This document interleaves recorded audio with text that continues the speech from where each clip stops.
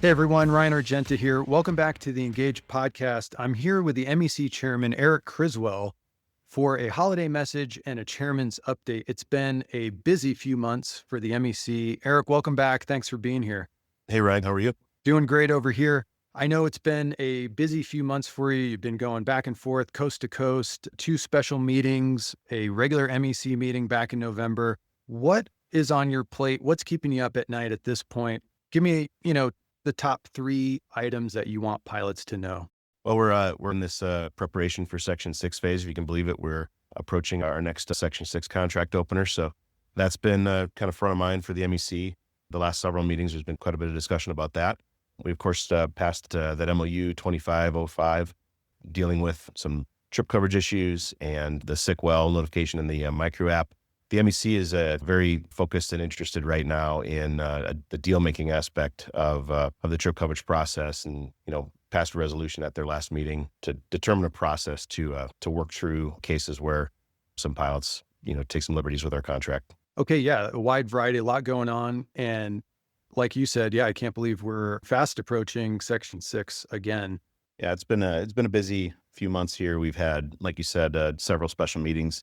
In the lead up to that MOU, we had our regular quarterly meeting in November, and now we just came out of a special meeting last week with the MEC. So we've been with them a lot, just keeping everybody informed on where things are at with contract compliance, with these grievances, this settlement, and the creation of that quick slip.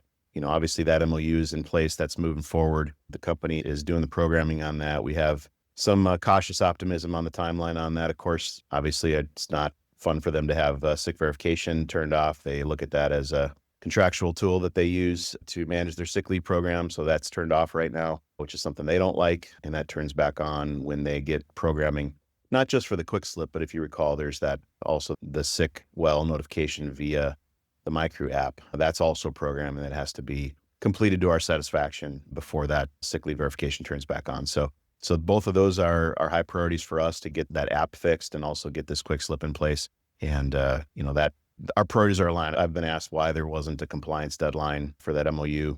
And frankly, the 2 grievances that MOU addresses, they had compliance deadlines that were not followed either. So this was our way of looking at this thing, and the compliance and the implementation was tied to something that's uncomfortable for them.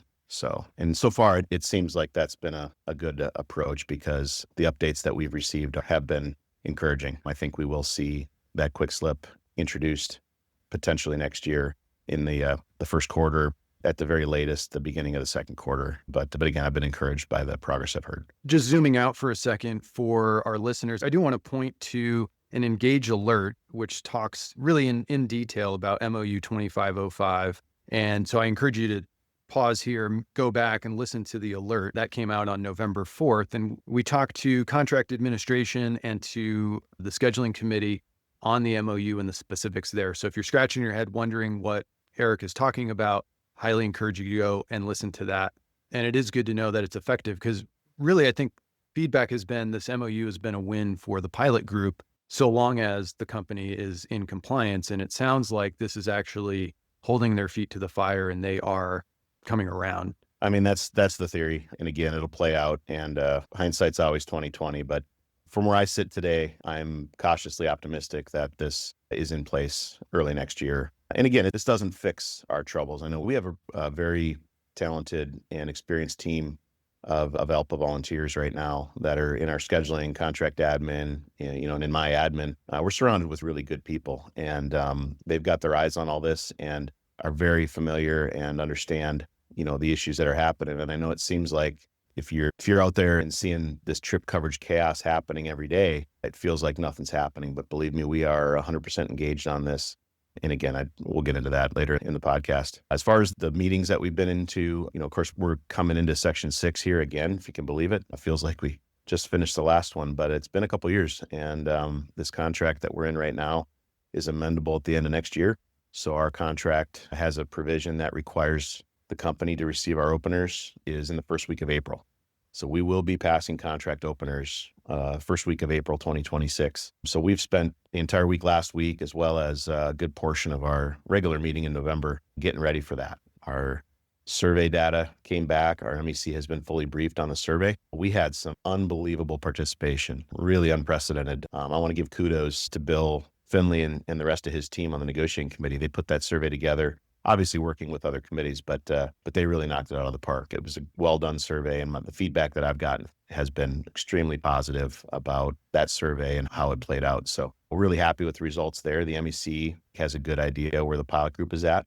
So now they work on crafting the contract opener. And so that's last week's special meeting was the start of that, talking with the negotiating committee and the MEC on, the priorities that were highlighted in the survey, as well as all of our reps have the closest ear to the ground with where the pilots are right now. So they're giving up input to our negotiating committee and in helping craft our contract opener and making sure that all the priorities that the pilot group has are addressed in this next Section 6 negotiation. Yeah, I would say a golf clap for the pilot group for participation in that survey. And the negotiators were saying they read every single survey, every single comment. And it sounds like they were pleasantly overwhelmed with comments from pilots and actual notes to the negotiators about what the priorities are, what changes we need to see going into this next contract. And you even said you were impressed with the level of engagement from the pilot group. So that's really good to hear, because for the pilots and for those who don't know, like, that feedback is what creates the direction from the MEC to the negotiators of this is what we want you to negotiate for. This is what our priorities are for the next contract. We're strongest when we're unified. And, I will say it appears that the pilot group is very unified over some very high level topics and negotiations. And that's what gives Bill and his team the leverage at the table, is when the pilot group's behind them, they can be very powerful. We saw that in the last contract, and that's a high priority for us too, is to make sure we keep our finger on the pulse of the pilot group. So we'll do tracking polling through the whole process to make sure that priorities don't change or sentiment doesn't change, and we'll be nimble and make sure that that the direction that the MEC is giving our negotiators is fully reflective of the pilots, and we'll make sure our MEC has all the tools to be able to determine what that is. Looking forward, the next couple months, we actually have a minimum of 2 more special meetings and a regular meeting that are on the books right now to prep for Section 6. So at those meetings, they're going to refine the direction that we've already started to give the negotiating committee. And they'll also review what we call the Green Book. What the Green Book is it's a collection of, really all the good ideas that have come either from the pilots or from the reps over the course of the years. So we have a document that memorializes all of this, and we can see, the original intent of the resolution in some of the history behind it. So one of our special meetings we have devoted to going through these Green Book items and letting the reps from each council determine which of these Green Book items is the most applicable to this negotiation. So we'll do that at our February meeting, and the reps will be, taking resolutions out of there saying, yep, I want this to be part of Section 6. So that's part of where the direction for the negotiators come from. And obviously the other part is the survey and like we've talked in the past. But that's what it looks like going forward, and we'll make sure that we're 100% prepared and unified to put our opener across the table with the company in April. Yeah, and I know every pilot right now is thinking, what are our priorities? What's the opener going to be? What's the opening ask going to be? And obviously, we don't want to show our cards, but the priorities have been well established by the pilot group, right? Yeah, like I said, I think the MEC's got a good handle on where the pilot group is, and of course that'll evolve over time, and we will be asking questions of the pilot group.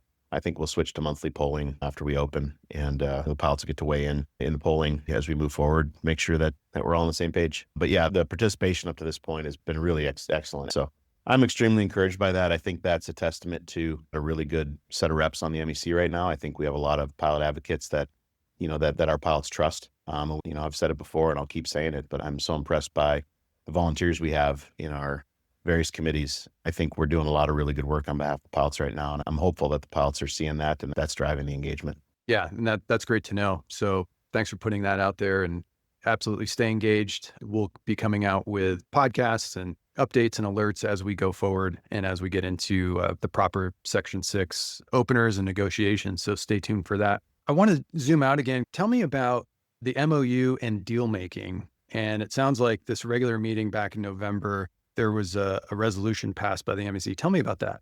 Yeah, so the resolution tries to put some structure to a process to engage our pilots when the pilot and the company that don't follow normal trip coverage we would consider to be deal making, especially if it's being driven by the pilot. So it's a high priority for the MEC, for instance, when a pilot sees a trip and open time, hasn't seen coverage start, and calls scheduling and volunteers for that trip.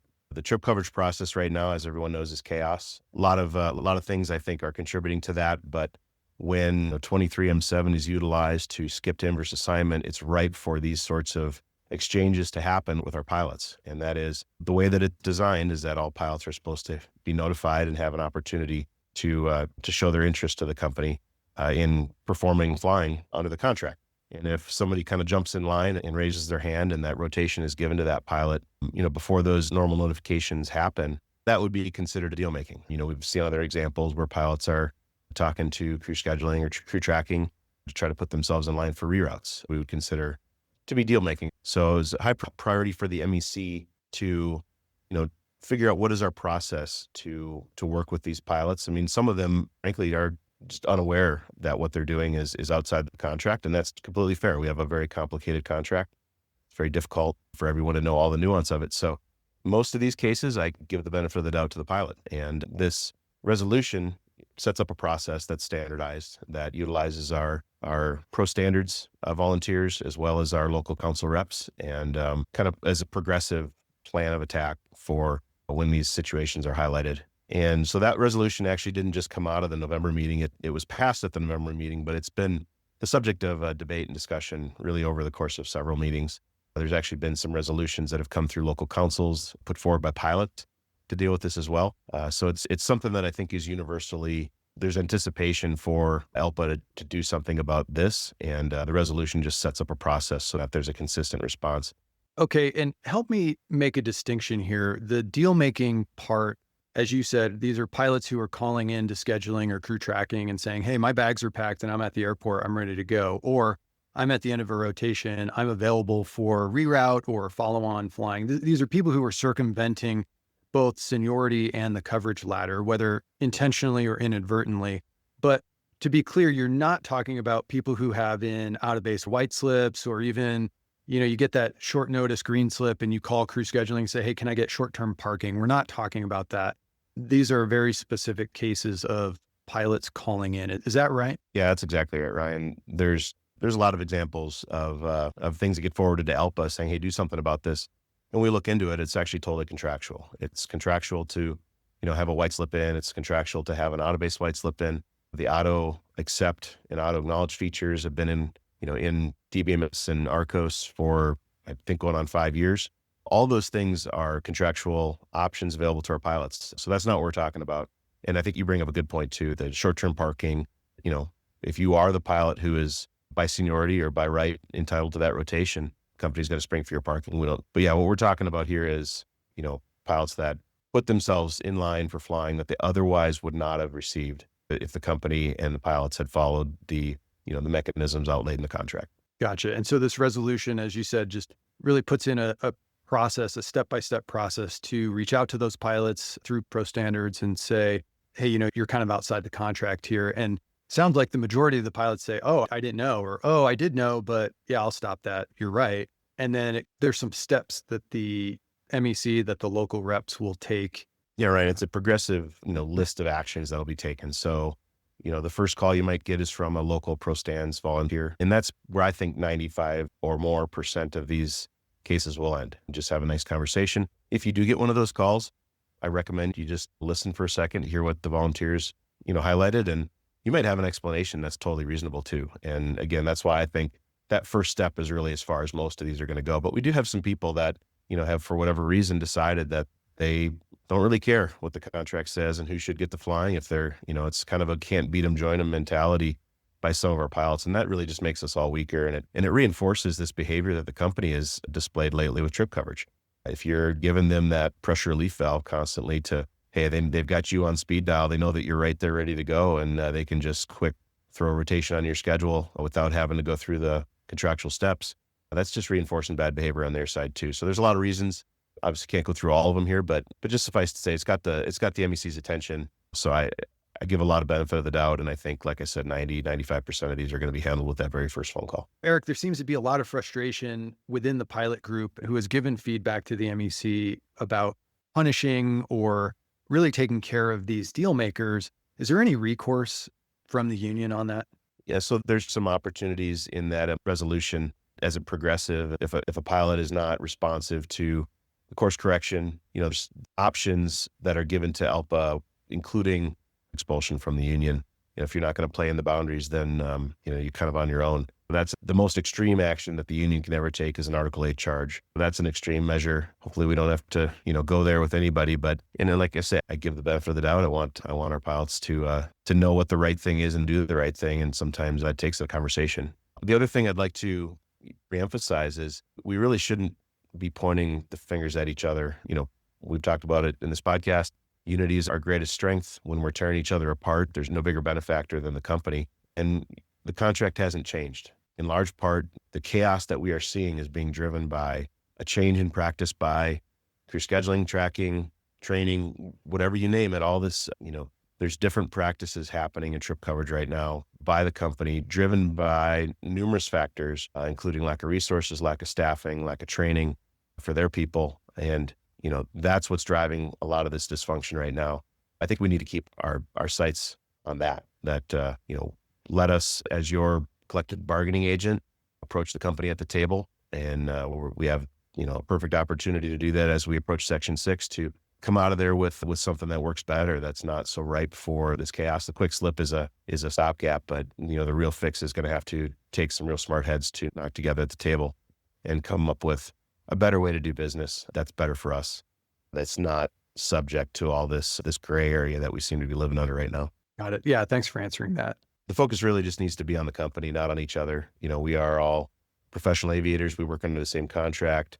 Vast majority of us are looking out for each other's back. And we just need to keep in mind that our common goal here needs to be to fix this with the company. And they're really the ones that we should be keeping our attention focused on. Yeah, and that all makes sense. Pilot unity, we're all brothers and sisters here. Treat each other with kindness. Let the union take care of the deal makers and the company. But yeah, we're all in this together. So really well said, Eric. Thanks for that. Let's wrap here, Eric. That's been a really great update, a thorough update.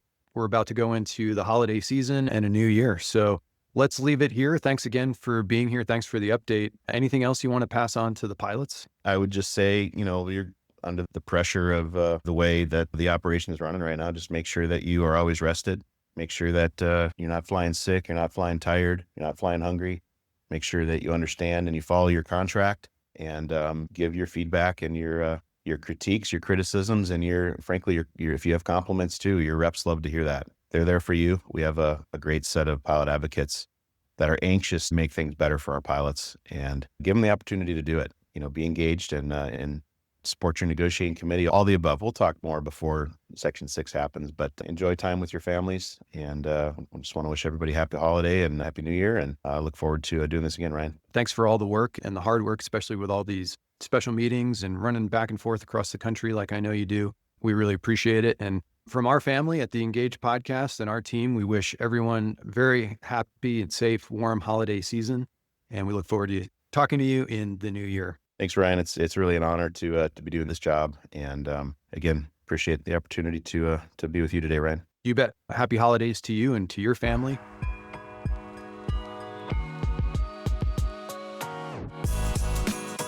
You're listening to Engage, the podcast for Delta pilots.